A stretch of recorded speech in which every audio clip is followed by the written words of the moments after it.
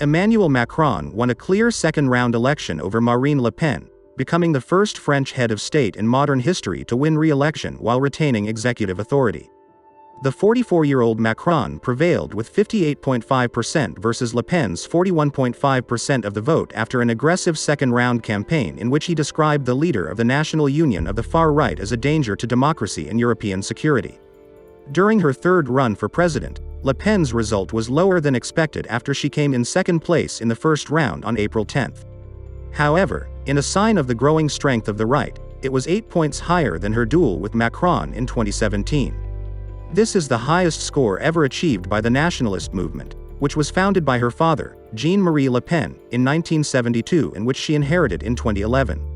While Macron was celebrating his victory in front of a cheering crowd of thousands on the Champ de Mars near the Eiffel Tower, major politicians and European leaders were expressing relief at the rejection of a candidate who promised an authoritarian government through a referendum at home, unrest in Europe and an alliance with Russia. Ukrainian President Vladimir Zelenskyi congratulated Macron on his victory and said they were all moving together to win and unite Europe. Boris Johnson, whose relationship with Macron is strained, quickly tweeted his congratulations, adding, "France is one of our closest and most important allies." Olaf Scholz, the German chancellor, congratulated the fiercely pro-EU president, adding, "Your voters have also expressed a strong commitment to Europe today."